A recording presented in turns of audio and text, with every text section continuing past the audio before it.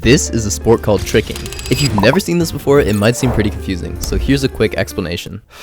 Tricking emerged from martial arts in the late 90s and is a blend of flips, twists, and kicks that come together to create creative technical combos and combine elements from gymnastics and breakdancing.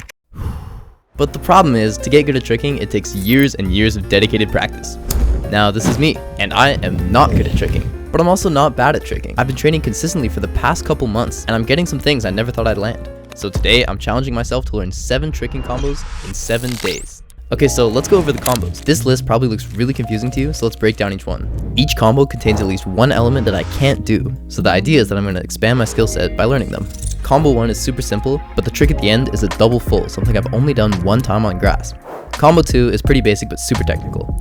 Combo 3 is very ambitious and I'm not sure if I'm going to land it. Combos 4 and 6 I know I can do, I just have to send it. And combos 5 and 7 have a couple things that I just have to learn. Easy, right? I'm going to be training as hard as I can for the next 7 days to try and get all of it done. They're all written out here, and I think they're just hard enough that I'll be able to do them, but it won't be easy. I started the session off by warming up a couple things, something you should always do if you don't want to get injured. Going into the session, I had 2 goals. Aerial semi, front swing rise, swing cork, and cartwheel hypercart dub.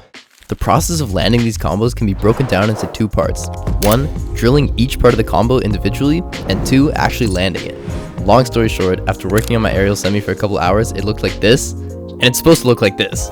So at this point, I'm not gonna lie, I was a bit frustrated. I'm gonna be honest, I feel so bad. I really don't know what to grind now. My calf is sore, my lower back is sore. So instead of working on the combos I planned, I just decided to have fun.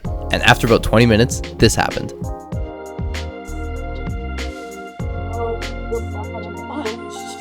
Now, I actually do have some history with this combo. I tried to land it a couple months ago after landing my first dub, but I couldn't quite get it. So after that attempt, I knew today was going to be the day I landed it, no matter what. No!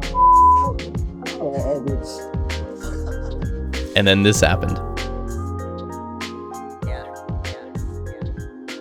Yes! When I got the first combo checked off my list, I was feeling insanely confident going into day 2. But if you train for over 2 hours on grass without breaks, you're probably not going to be at your best the day after. And that's exactly how I felt. I knew I wasn't going to be able to land what I wanted, so I worked on fixing my cart and learning the D-leg variation, something that would be useful in future combos. This was a smart move, and because I took the time to rest on day 2, I felt more ready than ever on day 3 to land what I wanted to land. So that's exactly what I did. I was confident that I'd be able to land combo 4 and combo 6, but I needed to learn a couple things first. At the end of combo 6, I wanted a B-twist round, a move where you kick at the end of it, something I can confidently say that I'm pretty bad at doing. But after a few minutes, I got the hang of it, and I'm happy enough with that technique to put it in a combo. Before that though, I thought, I'll try it combo 4, and I got this.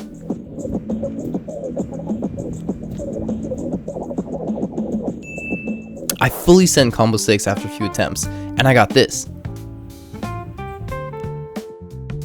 The combo was amazing, but I completely forgot what I was doing halfway through, and did the ender I wanted in combo 4 in combo 6, so I had to do it again. So needless to say, after getting combo 6, I was pretty pumped with the results. Because I took a lot of impact on this session, I was pretty sore going to day 4. So again, I took the time to just drill my D-leg, but this time from cork. On day 5, I wanted at least one more combo, so I did some stretching and warmed up the tricks.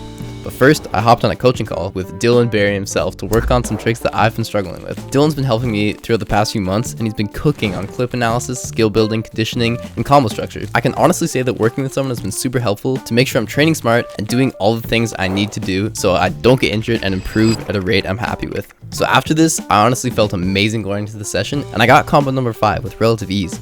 The hardest thing in this combo was the double 7 kick, which I didn't do well, but it counts, as well as the B-twist grab at the end, which I honestly kind of got the hang of. I got a little distracted though, because I sent this cart dub and it felt more floaty and more amazing than any trick I've ever done ever. So at this point, I kind of got sidetracked and I thought I'm going to work on a goal that's been on my mind for the past couple of months. Standing double full. And I was close, but I can't lie, I didn't get it. However, I saw it as a win because this session proved that standing double full is an achievable trick for me. But all the attempts did come with some consequences. On day 6, I was honestly so sore from slamming my feet into the ground over 10 times. My left oblique was sore, everything was fully sore. So I wasn't gonna be able to do the combos I wanted to do. But I did try and fix my aerial semi. And I got this, but it still doesn't count. What I should have done was just taken a full rest day, let my body recover, and go all in on day 7, but I didn't. I did about 100 aerial semi attempts, which was pretty stupid, I can't lie. So on day 7, despite putting in my all to try and land the last 3 combos, I just couldn't get them. I did a little bit of work on 540 and almost got it, but I didn't.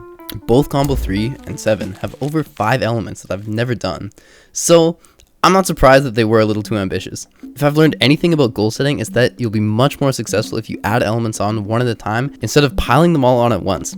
I didn't succeed, but I didn't fail either.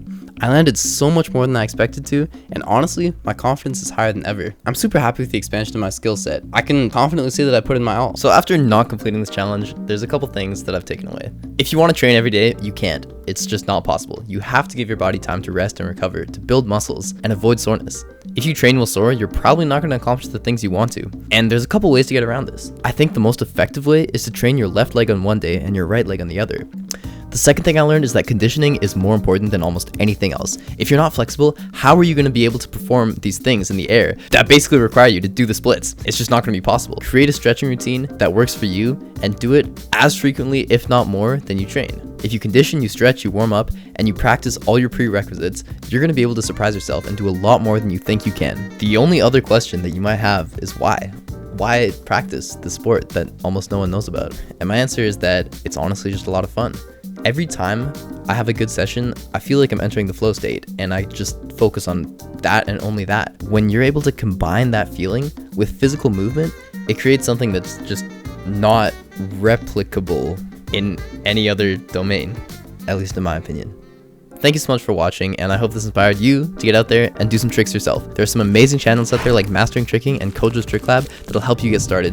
I'm not sponsored, but these guys are seriously amazing and have helped me so much with almost everything I learned. And if you want to see more, consider subscribing. I make tricking content as frequently as I can, not all the time, but it's a lot of fun and I hope you enjoy.